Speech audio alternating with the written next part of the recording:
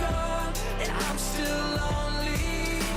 Shawn Hook is behind a number of hit singles, including that collaboration with Vanessa Hudgens. And this Friday, he has a new EP out called Beauty and Surrender, his first project since overcoming cancer. Yeah, there's a lot of emotions. Last year was a really, really difficult year for me. I was diagnosed with cancer, tonsil cancer, and so there was a moment that I didn't know if I was going to be able to sing. Now I don't care where we go, I'm down for the ride.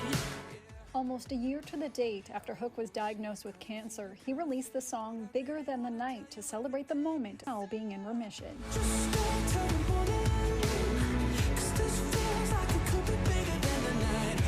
Literally last year, I was just coming out of my treatment, which was like chemo and driving to the hospital every day for radiation appointments. A year later, only a year later, I've got a new EP coming out. I've got all these new songs that were inspired from that experience. He recorded 6 new tracks, including the extremely personal song Pick You Up. It took me a while to really find the strength to get back in the studio and do it again. And when I did, I was just really thinking about all the people that were there for me. And that's why I wrote Pick You Up. It was about all the people who picked me up in those dark times. And when, you know, even when the sun goes down, they were there for me in my darkest times. And so I get emotional thinking about that song, and I'm just happy it's on my record. The BC native released his debut album 20 years ago this year, and during that time, he was in a disco cover band as a trombone player. When's the last time you played trombone? In my dreams.